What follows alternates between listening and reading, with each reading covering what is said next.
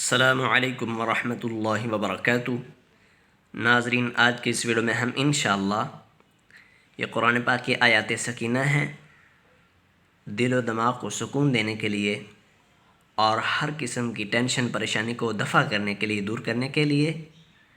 ये सिर्फ़ एक मरतबा पढ़ें तो आप अपने आप को इंशाअल्लाह मुकम्मल तौर पर टेंशन फ्री और रिलैक्स महसूस करेंगे। तो इन आयात को पढ़ना भी सीखें और इनको मामूल बनाएं। तो इंशाअल्लाह पढ़ते हैं। बिस्मिल्लाहिर्रहमानिर्रहीम। वक़ाल लहुम नबियुहुम इन्न आयत मुल्किही अन यअतियकुमुत ताबूत। वक़ाल लहुम नबियुहुम इन्न आयत मुल्किही अन यअतियकुमुत ताबूत फ़ीहि सकीनतुम मिर रब्बिकुम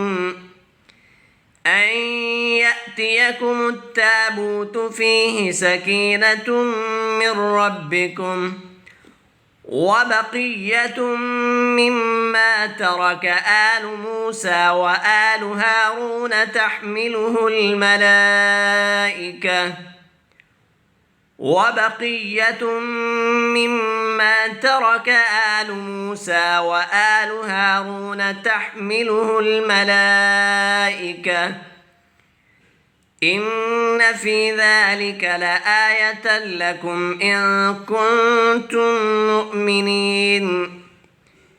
إن في ذلك لآية لكم إن كنتم مؤمنين. ثم أنزل الله سكينته على رسوله وعلى المؤمنين.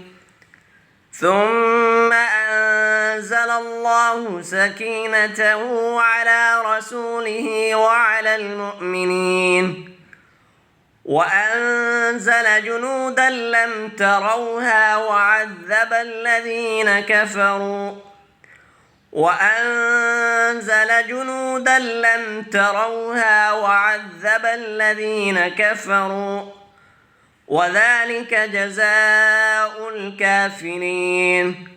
وذلك جزاء الكافرين. فأنزل الله سكينته عليه وأيده بجنود لم تروها. فأنزل الله سكينته عليه وأيده بجنود لم تروها وجعل كلمة الذين كفروا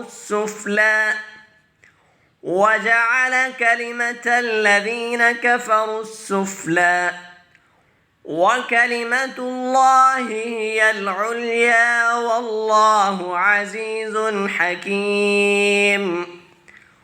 وكلمة الله هي العليا والله عزيز حكيم. هو الذي أنزل السكينة في قلوب المؤمنين. هو الذي أنزل السكينة في قلوب المؤمنين ليزدادوا إيمانا مع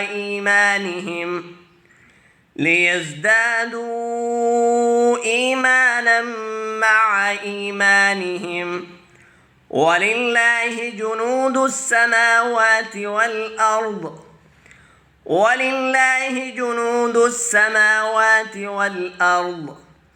وكان الله عليما حكيما.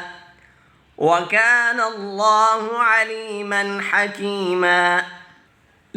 رضي الله عن المؤمنين إذ يبايعونك تحت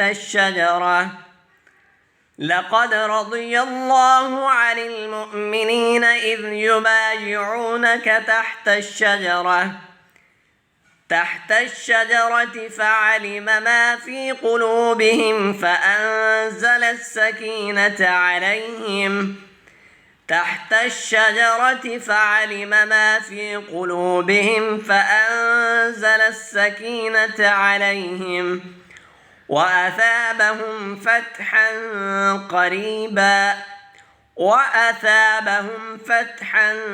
قريبا إذ جعل الذين كفروا في قلوبهم الحمية حمية الجاهلية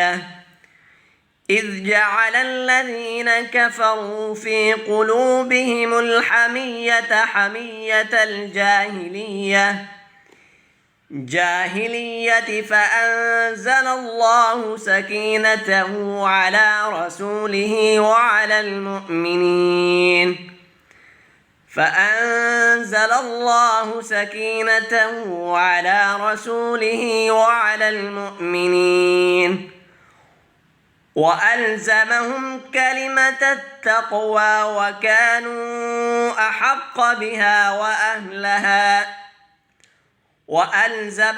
كلمة التقوى وكانوا أحق بها وأهلها